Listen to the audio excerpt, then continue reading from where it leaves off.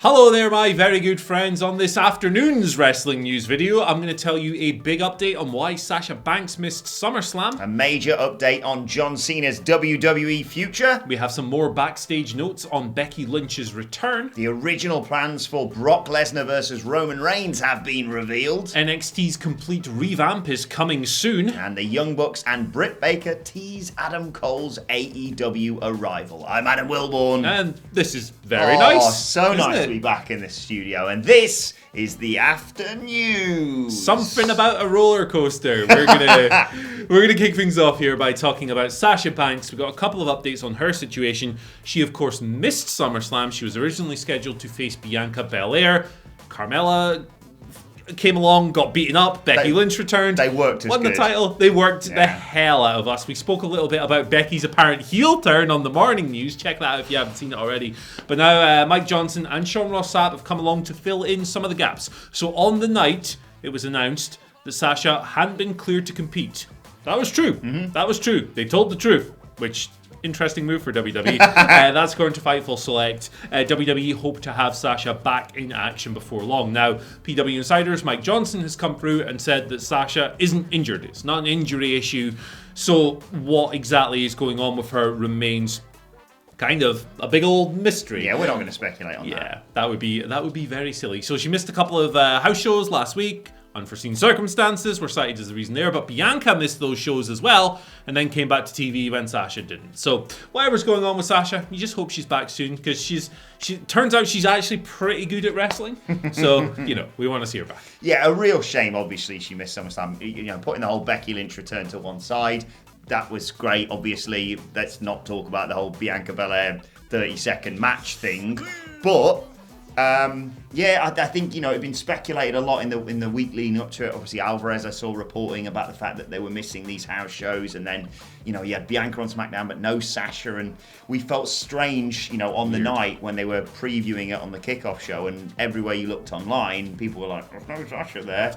So it's sort of excusable because they went, "I know we're taking this away, but it's not like Stone Cold at Survivor Series or whatever it was, where he was like, "Yeah, he's on the show, yeah, he's on the show, yeah, he's on the show," and then he gets attacked and he's off. But like you say, we're not going to speculate as to the real reason she's missing or whatever until we get more concrete details with all that sort of thing. We just wish her well in her recovery and hopefully get to see her back very soon.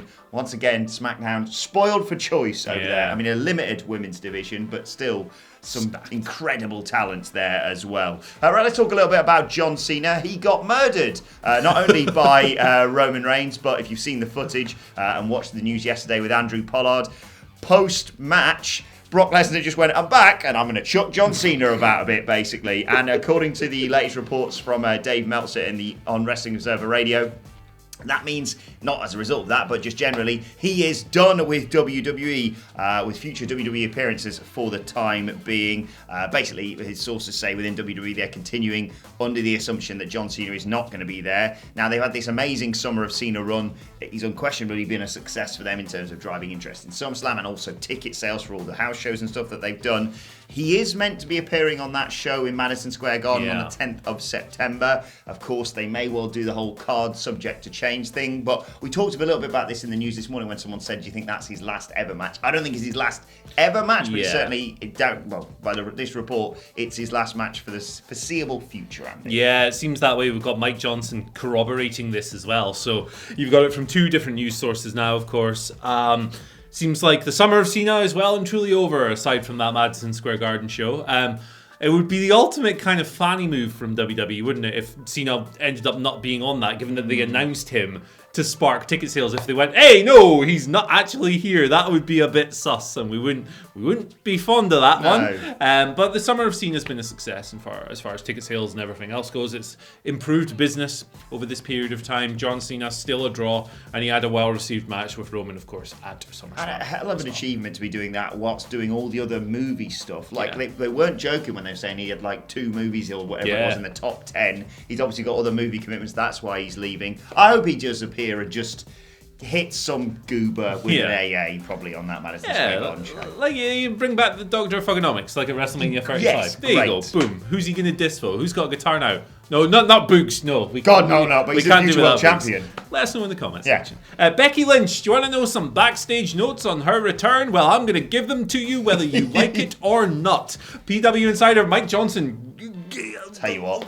Good guy. Thank you for letting us aggregate your stories. He's come through with a bunch of details on the big comeback. Now, it turns out that this whole thing actually came several weeks earlier than planned. Becky was originally going to return to WWE in fall, but when WWE learned that Sasha Banks couldn't make the card, they had to pivot. They had to come up with something big for one of the biggest shows of the year, and Becky Lynch was the person they went to. The idea of using Carmella as a replacement was a swerve. It was a very good one as well. Yeah, it was intended to get a bigger pop and get a bigger reaction, it seems, for Becky's comeback. And it did draw a massive pop. WWE wanted a big name in that spot. Now, of course, Becky won the SmackDown Women's title, 20 odd seconds, whatever. That was Vince McMahon's call. There were people concerned within WWE about, how's Bianca going to look coming out of that? But Vince went with it anyway. That was his plan, and you're not going to convince Vince McMahon otherwise, are you? Let's be honest. But as far as Bianca goes, this isn't seen internally as some kind of demotion. It's not necessarily her being cycled down the card or anything, although perception, is going to be, well, she just got squashed. So maybe that's not something they took into account with this decision-making process. But yeah, just some new details on Becky there. I'm looking forward to her promo now that she's a heel on SmackDown this week. That's for sure. I just can't believe that they've decided that. Like I said, I'm sure she'll smash it out of the park, and I do think there's a good story there to be told. I did try and argue this on our SummerSlam stream that maybe just give this a chance. I understand, and I'm in support of a lot of people who say that was a complete burial of Bianca Belair, but maybe, just maybe, have you got till Friday, WWE, to salvage this? Yeah, you got 5 days. But we'll wait and see. I just wonder, aside from the Sasha Banks injury, what else could have been the catalyst for them to bring back not only Becky Lynch, but also Brock Lesnar? As I mentioned, he returned to close out SummerSlam 2021. And again, according to Dave Meltzer on Wrestling Observer Radio, the original plans for this weren't in the fall or even the Royal Rumble or even next year's WrestleMania, but WrestleMania 39 in 2023. That was when they were originally planning to have Lesnar versus Reigns, but instead they brought it forward a hell of a lot. And you know what? I think it's unquestionably the right call. Yeah. Now, no word yet, of course, as to when this is going to be going down. The next few shows they've got pay-per-view wise, of course, are Extreme Rules, then the Saudi show, then Survivor Series. I personally would like some sort of tune-up fight for Brock Lesnar where he just messes some dude up in 5 minutes. Maybe he says, I want to have a fight. And he's a good guy now, of course. I like good guy. I saw him high-fiving people on the walking out. Face Brock. I'm a good guy, so anyone wants to fight me, they'll get a big old payday. Baron Corbin's like, I'll take that thanks. And maybe, you do that and then set up something I'd like for Survivor Series, but you think different. Yeah, Crown Jewel's happening at Crown Jewel. Yeah, he's probably right. Totally happening at Crown Jewel. That's not me reporting on this. It's just, my head's working here. Big Saudi paydays around the corner. What motivates Brock Lesnar to come back to pro wrestling? Big old paydays. It just makes too much sense, doesn't it? But hey, look, storyline purposes, this could be really awesome. Paul Heyman is the man in the middle. And, their last feud wasn't great. I think it's safe to say Brock and Roman, but they've had good matches in the past. So, hey. I think this is the best version of this feud we could quite possibly get. Like, this is unquestionably, obviously, the best version of Roman Reigns we've ever seen in WWE. Yeah, and potential babyface Brock Lesnar with, like you say, with Heyman in the middle, it's just so intriguing. It's a very interesting proposition. I don't think it would have worked in 2023. I think,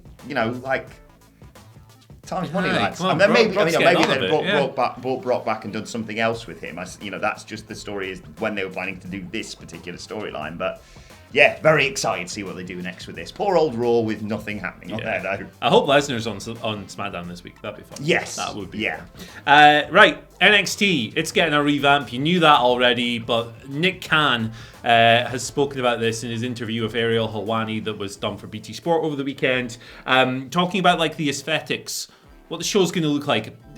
Big changes coming. Big changes. We knew that. Here's the quotation from Nick. We're doing a complete revamp on NXT, led by Triple H, Paul Levesque, who's really one of the architects of the original NXT. one of the architects. In terms of an NXT rebrand, look for it in the next couple of weeks. It's going to have a whole new look and a whole new feel. So NXT is, of course, currently housed in the Capitol Wrestling Center. It's been there since October, I want to say.